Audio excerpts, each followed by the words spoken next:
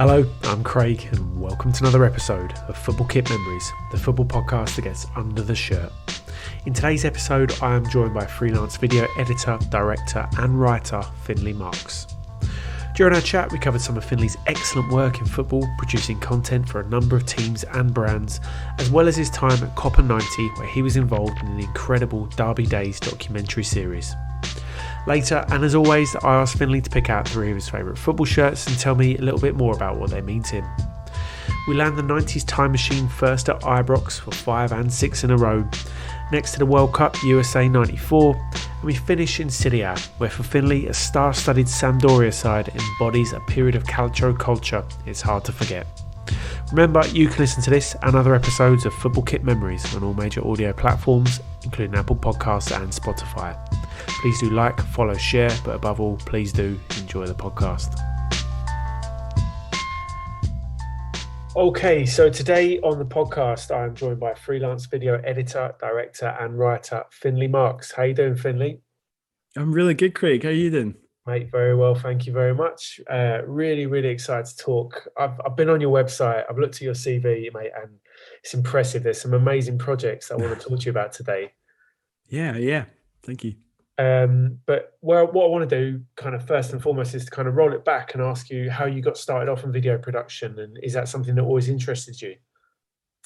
I think it was actually. I've kind of always been fascinated by really it was cinema or just kind of anything visual. I think even since I was a kid, I can remember seeing, I must have been about 8 or maybe even younger when Jurassic Park came out, and being enthralled by that experience of going into the cinema and feeling like I was in the midst of what I was watching. Like I was weirdly aware that I was watching something unfold in front of me, and I was completely invested in it, and I just absolutely loved that. And I guess that feeling's kind of never really gone away.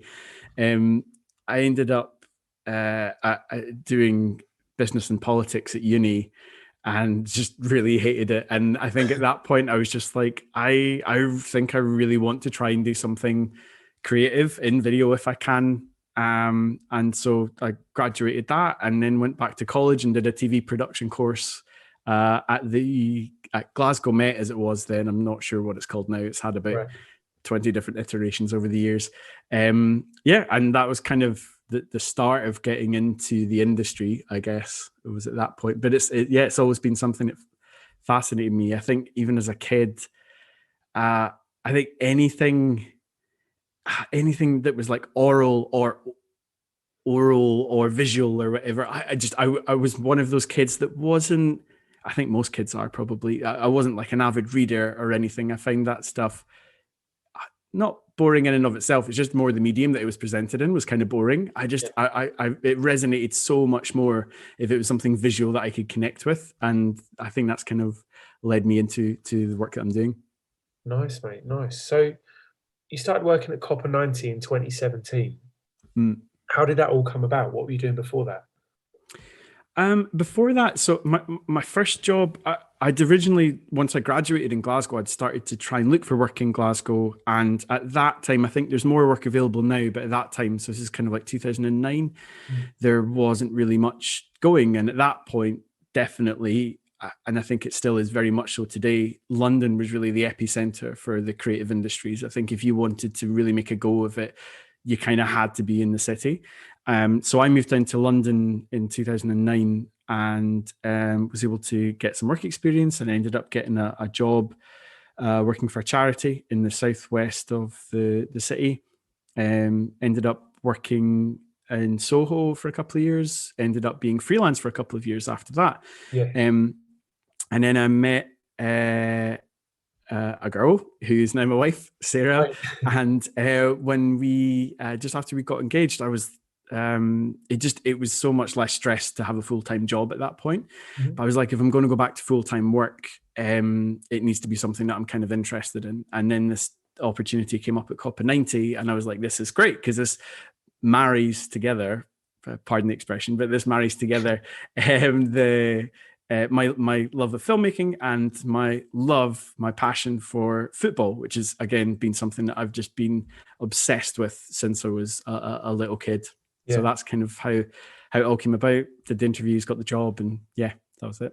So talk to me about some of the projects you worked on there. You did some of like the really big ones, right? So you edited the Berlin one, the Hamburg one, the South Coast one as well. Oh, yeah, of Darby Days. So that was a lot of the work that I did at Copa 90 is probably stuff that people would never see because I did a lot of brand work. Right. So Copa 90, people would know it for the outward facing stuff, the YouTube channel and the content that they made there, but there's only a finite amount of money that's available and that kind of stuff. So really where as the YouTube channel grew and the company grew, it was in brand partnerships that really is where the money comes to fund these films to do bigger and better things. So my job was mostly looking after the brand side of things. So when we were pitching to clients, to brands, that's what a lot of the stuff that I did was on that side. What was nice though was that in between times I occasionally got to dip my toe into some of the editorial stuff we did. Nice. And as my time went on there, I was fortunate enough to be able to kind of be given more and more of that stuff to do and slightly bigger and more expansive stuff, which was really good because as an editor, like to be able to get your teeth into that kind of stuff is really good fun. Because I think most of the stuff that Copa did when I started certainly was slightly more digestible content in that most of the stuff we did would be explainer videos or magazine shows or travel docs, but they would probably be not longer than 15 minutes, I'd say, or 12 minutes. I think the average length would probably be a 3 to 4 minute video.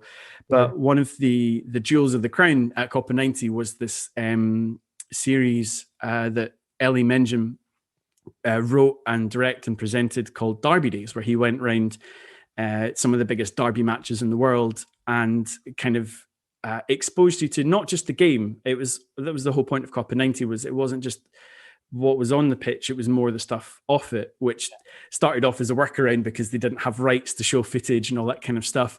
But I'm sure we'll get into this later on, but that's, I think, one of the things that's always resonated so much for me. Like, the sport is not just what happens on the pitch, it's all the wonderful stuff and the color and the flavor and the atmosphere that happens off it. And that was something that it was great at Copa 90 to be able to do. We kind of turned the cameras away from the pitch and onto the fans, and that fan culture is the lifeblood of football. So so Ellie had done a number of series of this, and by the time I joined Copa, I think he'd just finished a kind of mini series on Spain, where he'd gone to 4 derbies in Spain, not the ones you would think of like El Clasico, which he'd covered a number of years earlier, but other ones. So he did like Galicia and a couple of other different regions where there were these great derbies. And at that point, he was really starting to get a bit of a groundswell. So I think some of the episodes were like, 15 minutes, 18 minutes, that kind of thing. And then, he was going to go to Hamburg, and I got asked if I would be up for editing it and trying to work with Ellie to try and make it something that was a bit even more filled out and fully formed and really get our teeth into what it was. And that was great fun. So that was the first episode of Darby Days I did was the Hamburg episode, which was great. So I think that was about half an hour, which at the time was the longest ever piece of content that Copa 90 had put out. And it was pretty well received, I think, because football fans, it really resonated with them in that it was one thing that Ellie's absolutely brilliant at is wanting to make sure that he does right by the people and the city of where he goes. So it's not trying to pander to stereotypes or cliches of what people think that city would be like, but he really wants to get under the skin. And I think that's probably the mark that makes Ellie most proud and made us most proud as the production team, was when we got supporters of those clubs in those cities being like, oh, you absolutely nailed what Hamburg's like, or you absolutely nailed what Berlin's like, or Argentina, or Buenos Aires, or wherever we were. So that was really good. And then the next one after that was supposed to be slightly bigger again, but it turned into this behemoth of a project and of an event, which was the Super Classico episode we did, which was on the Copa Libertadores final between Boca Juniors and River Plate, which was the last one that was ever two-legged. It was the first time they'd ever met in the final. And I'm sure most people listening, if they're fans of football, will remember what happened. But it just turned into like it was the craziest like 3-4 week period. Where I think the first match was rained off by almost like a tsunami. Then it was played about 2 days later, and that ended in a draw. And then the return leg was called off because the Boca Juniors bus was attacked en route to the River Plate Stadium, and the game was on, then it was off, then it was on, then it was off again, and then eventually it got moved to Madrid in Europe to play the deciding or the second leg of it. And yeah, so that was one of the most ridiculous and fraught editing experiences of my life, and but also I think one of the most fun things to be involved with, because that felt like that was quite in its own little way. Like it's not an enormous thing, but in its own little corner of the internet, we felt really proud of what we've been able to make and to tell the story that we did, whilst Ellie and the team were right there. Mate, I mean, it's a fantastic piece of content. Like you say, I think it's done like over 2 million views online. I wanted to ask you kind of, obviously all of that stuff is unfolding as it goes over those kind of 3 or 4 weeks. Are you guys trying to, film as much as you can and edit it afterwards, or are you kind of editing on the fly? Because I guess with something like that, you don't know what the narrative is going to be until it's all over. Is that right? Or yeah, absolutely right. So you kind of, again, I guess that was always kind of part of Copa 90's charm, was like this kind of DIY, not quite studenty, that's kind of doing a disservice, but like this kind of run and gun punk filmmaking kind of aesthetic, which was just, kind of, and there's literally shots of that in all of the Darby Days episodes. I think there's a bit where the game was called off at River Stadium, and Ellie's literally running towards the FIFA president, Gianni Infantino, being like, is the game on? What's happening? And he's getting pushed away. The camera hops like chasing behind him. Like it was like literally that type of filmmaking. And I mean, Ellie's an absolute pro. Like he is meticulous to the nth degree in his preparation for these films. Like he will order everything, every book he can get his hand on. He will, go back years and years in old copies of 442 magazine, or When Saturday Comes, or Mundial, just try and like absorb everything he can about these places. So there is a huge amount of preparation that goes into it, but like you say, you kind of just have to go with it. And the Super Classico episode was just so crazy. Like there was for folks who haven't seen the episode, the taxi driver that Ellie just by chance got on the first day turned out to be a Boca Juniors fan, and they kind of decided to film him, and he was quite interesting, and he was telling all these great stories. I think there's one that he I think a family member was like having a christening, and he was like, well, I can't go because Boca's playing, so I need to go. And it was like that level of like lovely little localized story that was in there. But they kept his number, and so every time they needed to go out in the city again, they called him up, and he would come and pick them and drive them around, and he turned into almost like this central character in the documentary. And not as a spoiler, but there's a bit at the end where he's basically driving Ellie and the team back to the airport in the midst of all the madness that's happening. And he gave this obviously completely off the cuff thing while he's driving about the state of what he feels modern football is, and what football should be and what it shouldn't be, and how, there can be a dark side to the game. And it was like this incredibly profound moment that Ellie and the team caught on camera. But it's not scripted. Like you kind of just have to go with it. So there's a certain element where the narrative just kind of unfolds in front of you. And then your job as the production team is to try and sell that story as best you can, like making sure that these amazing characters, which are in football everywhere, and every club will have its own, crazy characters and local heroes and legends and stuff. And it's about trying to show that off on the best possible platform. Yeah. So, like, typically, how big is the team that's working on something like that at Copa? Uh, it- they weren't particularly big. I think just by the nature of Super Classico, it was marginally bigger. And by marginally bigger, I mean like, so I would be basically the main editor, and then we would give chunks of the story to other guys on the in-house team as Okay. and when they had capacity to do so. Just because the turnaround was so quick to try and get it out. I think Ellie had something like 50 or 60 interviews across the 3 and a bit weeks he was there. So that's an enormous amount of footage to go through. And we'd have to do a lot of, because of the time difference, we'd have to do a lot of like early mornings or late nights or Yeah, yeah. whatever. Generally, yeah, no, the team on the ground filming would probably be 3 or 4. And then back in London where we were putting it all together, it was again 3 or 4 tops, but it was mostly probably 1 or 2 of us working at the same time, Right. with others dipping in when we needed the help. Wow, mate, it's an absolutely incredible project to be involved in. I wanted to ask you then, so you're now working freelance and you work with a number of football clubs as well as brands, right?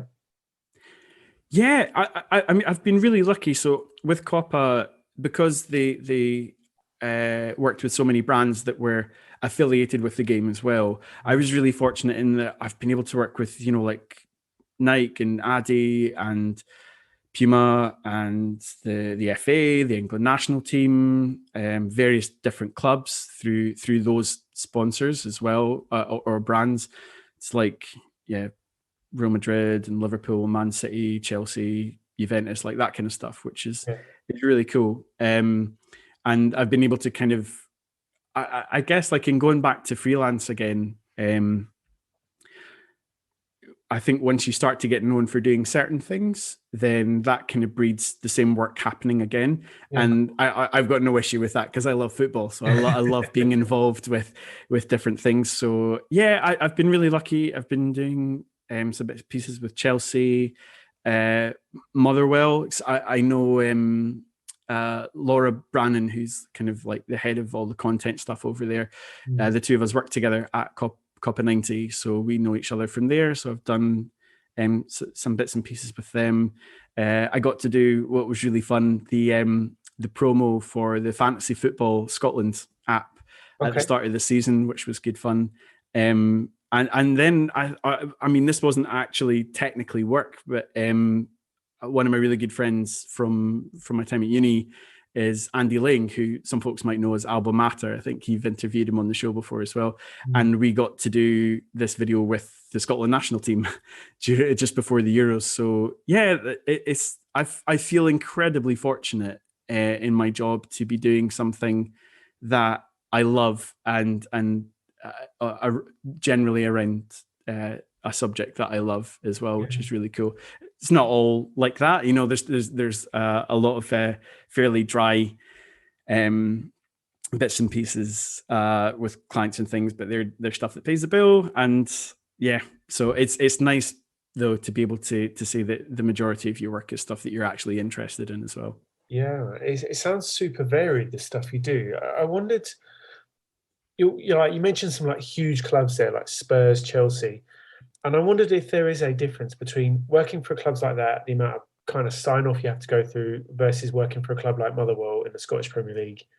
Is it easier? Is it different? That kind of stuff. I think you'd actually be surprised at how small a lot of the teams are, even at these big clubs. Really? Yeah, I think. I mean, the team at Motherwell is only literally a handful, like 2 or 3 people that will kind of be looking after all that stuff. Yeah. And for that, like their content is unbelievably They do good. great stuff, don't they? Fantastic. It's really good. Yeah. Yeah, it's amazing. And but then I think by virtue of that, like the teams at Spurs or whatever are bigger, and they have the capacity then to do slightly more work, but they're not exponentially bigger, and it's not the actual sign-off processes are very similar. So you'd be working generally, with one producer or 2 producers, and they kind of make calls that way. I think because a lot of the turnarounds are fairly quick, because things are on an ad hoc basis, like a game on a Saturday, a certain player does really well, it's like, well, let's pull out a kind of best of their clips or something like that. So the turnaround stuff is usually fairly quick. So there's not really the time for people to be precious and be like, oh, we can't have that, we can't do this. So, and again, I think it's probably one of those things where being a football fan helps, because you kind of, even if you weren't, didn't have an intimate knowledge of a specific club or whatever, you kind of still know who the big players at a club would be, or a certain player not to feature or whatever. So, like in doing edits for Spurs, you probably would never put Sol Campbell in anything, even if it was like an old highlights game or something. It's small things like that. So saves you time on sign off, knowing your football a little bit, basically. Yeah, I think so. So look, Finlay, you've worked across some amazing projects already, but is there a project that would be your dream project? Is there something you could retire on? Well, I don't think I've ever been asked that question before. I don't know. I think I've been lucky enough that as a football fan, the team that I supported as a kid was Rangers. As most people kind of my age and younger tend to do, they've got either a soft spot or actively support an English team as well. So from the age of about 11, when I saw them at a pre-season tournament at Ibrox, Spurs had kind of been my second team. And then obviously being Scottish, Scotland is my national team. And I think I've been able to tick off working with Tottenham and the Scotland national team. So I guess for me, like if the opportunity came up to do something with Rangers, that would be really cool. But we'll wait and see if that happens. Again, maybe there's that thing of, never work with your heroes kind of thing. But I mean, maybe that's the kind of the only other thing where I'd be like, if I think if I could say that I've done something for Rangers, then that would be pretty cool. I think 8-year-old me would be pretty satisfied with that. Very nice, mate. Well, hopefully it happens for you.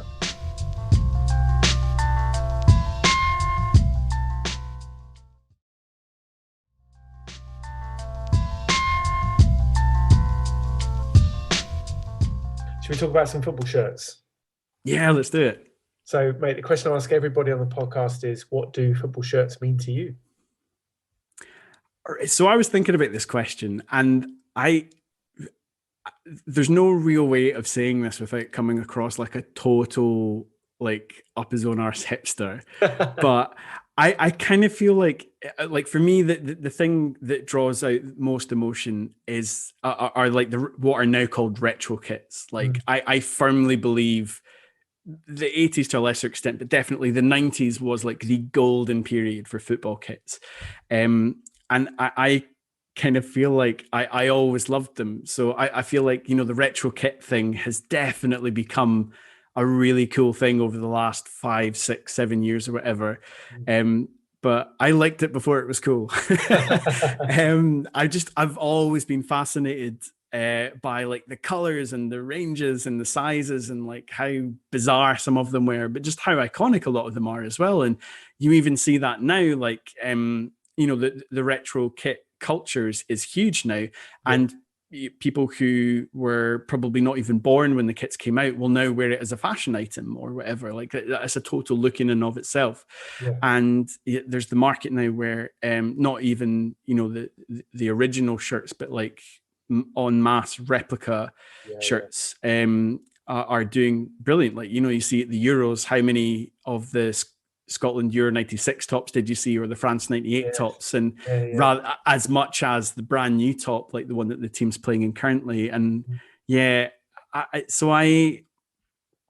think I get nostalgic about it because I think, to me, those kits, like the 90s kits or football in general in the 90s, is representative, I feel, of a much more innocent time in the sport.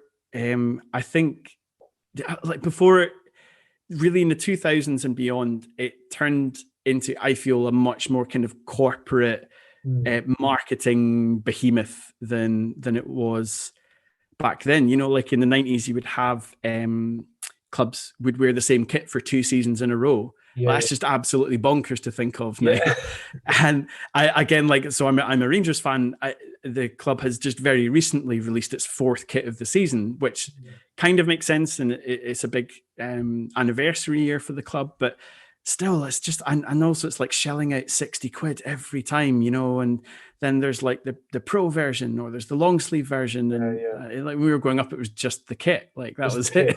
You didn't even get names on the back of your shirt. It was just maybe a number if you were a bit flash, but you wouldn't get names on your shirt. So I think I remember thinking about this. Would it have been the 2006 World Cup that you look at the I think it was all the night kits. It was basically the same carbon copy design with the colors changed depending on what country it was. And I just find that just really dull and boring. I was like, it essentially just looks like a training kit. And I think, to me, most modern football kits kind of look like training gear with a badge or something on it.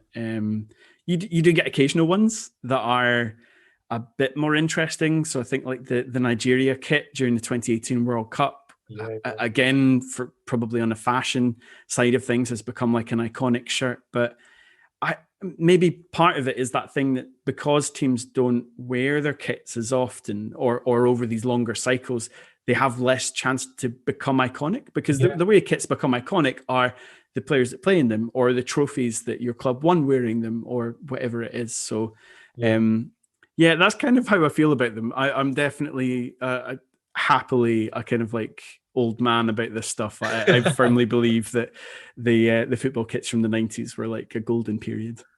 Well, look, mate, let's take a step back into the 90s then with your first shirt. So this is, I'll be honest with you, it's a very dark time for me. This is Rangers 92 to 94 home shirt by Adidas. I think it's the 5th and 6th league titles in a row, this one.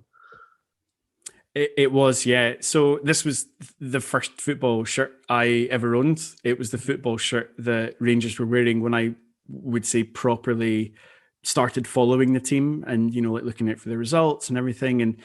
And it's just, I still think it's the best looking football shirt. And a lot of that's to do with the memories that are attached to it. But like the sponsor and the crest being in the middle, like that huge big red Adidas collar that was on it, the big Adidas flashes down the side, the 3 stripes. But like you say, I think it's for the memories that are associated with it. So the first season that Rangers wore it was 92-93, where Rangers won the treble and came very close to getting into the final of the first ever Champions League, just when it was eight teams. So that, and also as well, the other thing, the away kit, and I think this is something that I find sad doesn't happen anymore, but I love when an away kit is the inverted pattern of a home kit. I just love when that happens. And the away kit that season was a white shirt with the red collar and blue Adidas stripes down the side. So I absolutely love that kit. I was my grandparents. I didn't actually grow up in that much of a football supporting family. It was my granddad, really. He's the football fan in the family, and he's a Dundee fan. But I think his father was a Rangers fan, so he kind of didn't mind that I had chosen Rangers. And it's like, it's weird how when you're like, I think it must have been 5 or 6 at this point, the really important things to you are how cool the players look and what color they play in. And I was like, I loved the blue kit and I loved Ali McCoist. And that was basically the reason that I wanted to support Rangers. I wanted to score goals like Ali McCoist. So yeah. Mate, they're good enough reasons. I think you're right. Absolutely beautiful shirt, isn't it? I think France had a similar one, didn't they? Similar template as well. My memory. There were quite a few Adidas kits that had very similar ones. I think Liverpool round about the same time, kind of 91 to 93, with the candy on the front, had, it wasn't 3 big stripes down the side, but it was like 3 off the shoulder and 3 off the stomach kind of thing. Scenario. Yeah, and France definitely had a similar kit to that, which was, I think it was like 1 or 2 red and 1 white thing coming down. It's like a Cantona kit, I think, era that one, probably early 90s. But yeah, it's just a cool looking kit. Absolutely beautiful, mate. So look, let's move on to your second shirt. This is another cracker. I like this one. So this is the USA away shirt by Adidas at USA 94. Tell me more, mate. So the reason I picked this was more for the tournament, because I think everybody kind of remembers their first World Cup or their first Euros, whatever the first major tournament is. And a lot of people look back on USA 94 as not a great tournament. It was the first ever final decided on penalties.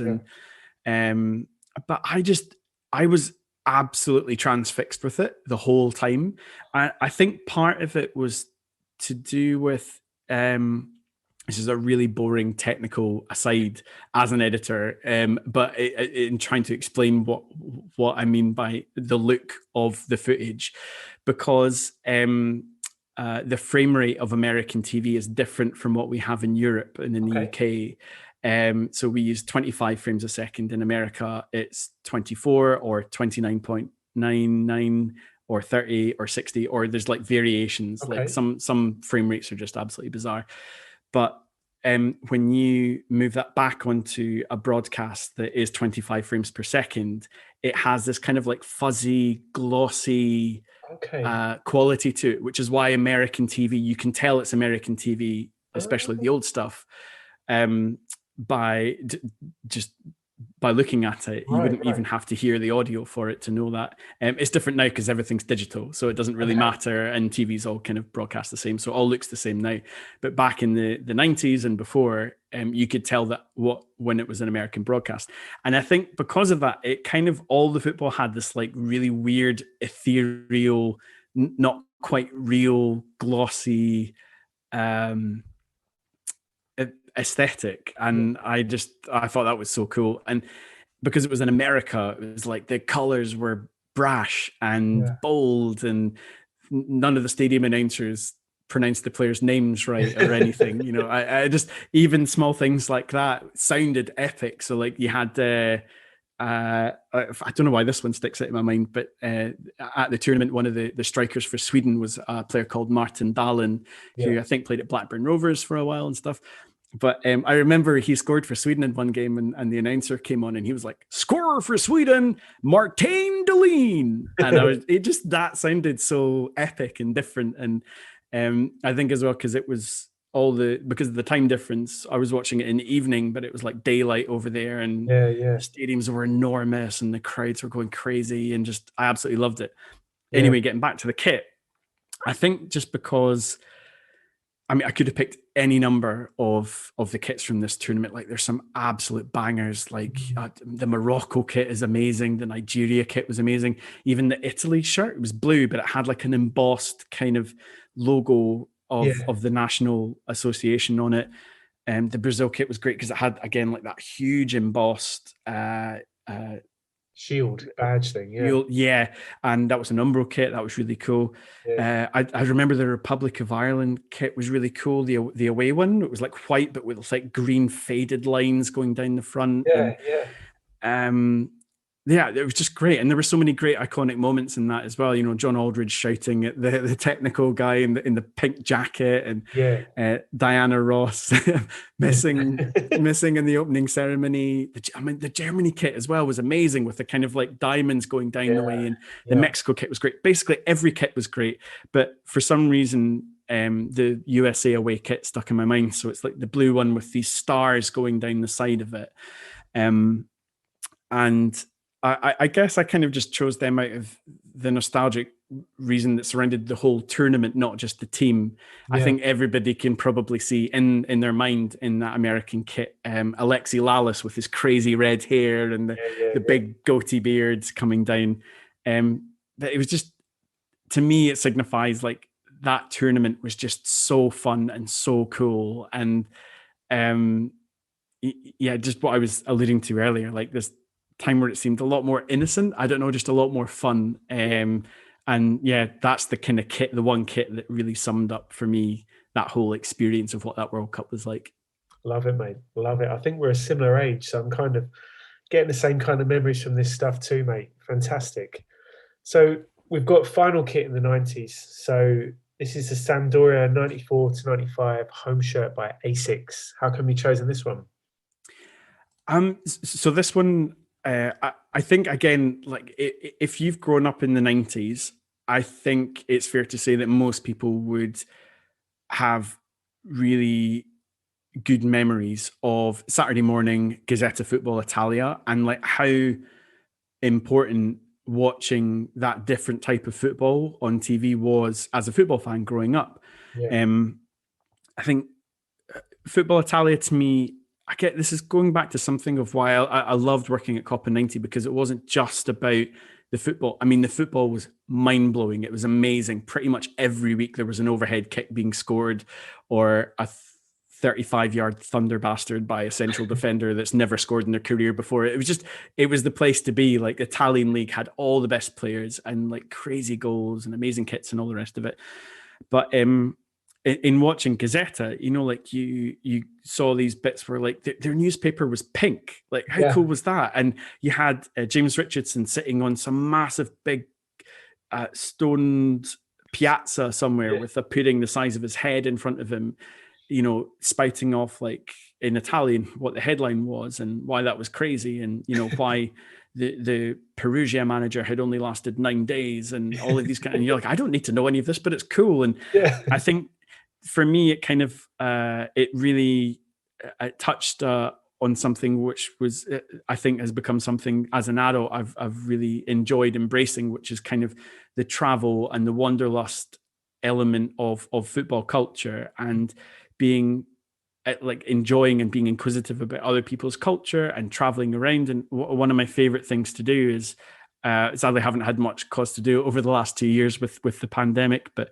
visiting different countries and trying to visit a football match while I'm there. So I've been to like Ferencváros in Budapest, or Hertha Berlin in Germany, or just before the pandemic struck, a couple of friends and I went out to the El Gran Derby, so the Seville derby between Betis and Sevilla. And it's wonderful to not just go for the football, which is brilliant, but like soak up the atmosphere, try the food, listen to the music, go on a night out there. Like when we were in Seville, we went to like a late night flamenco bar, and just all these different things. I love that, the way that football can be a thing that opens doors to the rest of the world, to different people. I think I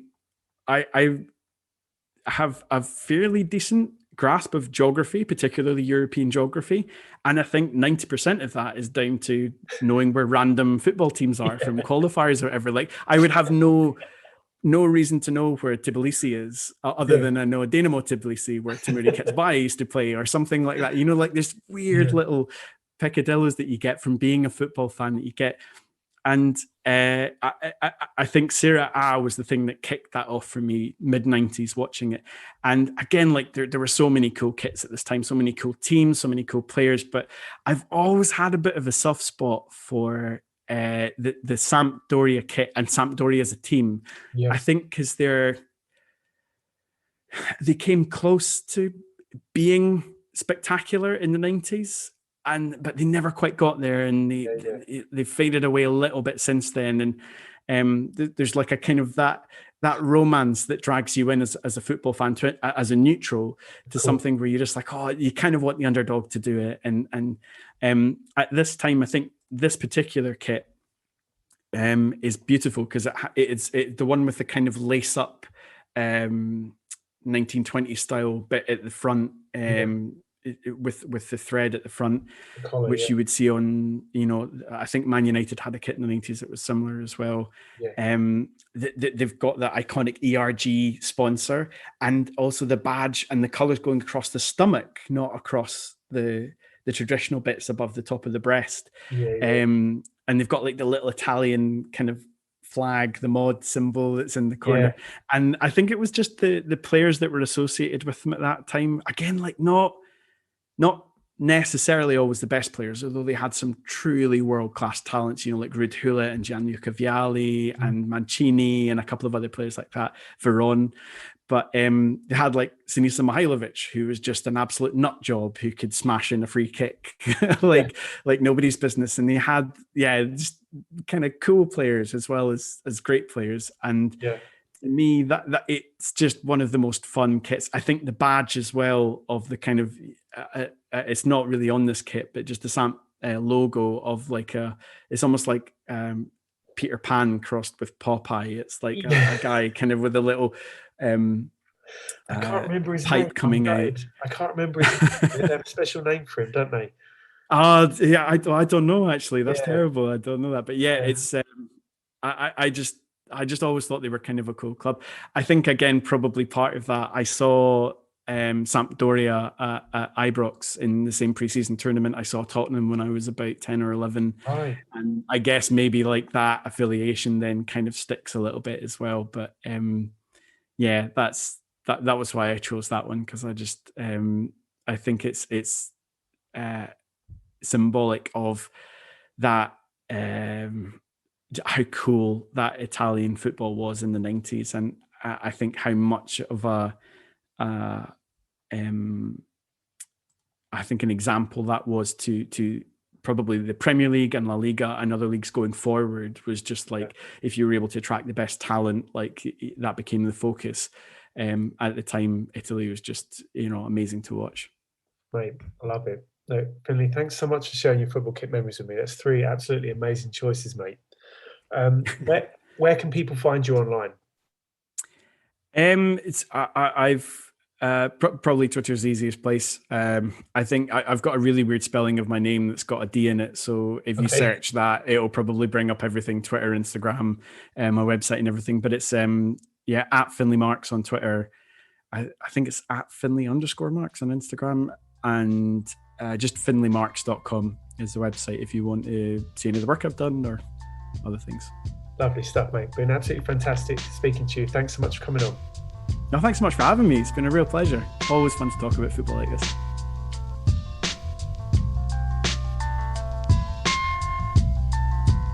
So there you have it. Massive thanks to Findlay for sharing his football kit memories with me. Remember, you can follow me, my own collection on Instagram, or get in touch via Twitter or email. Make sure you follow Findlay too, check out his socials, and check out his website for more of his work. The music you heard on the podcast was produced by Evil Ed. Check out his music on his Bandcamp page. There's links to absolutely everything I mentioned there in the notes section. And finally, thanks to you for listening. If you have enjoyed it, please do spread the word. Give me a follow on social and subscribe to Football Kit Memories on your podcast player of choice. And other than that, I'll catch you next time.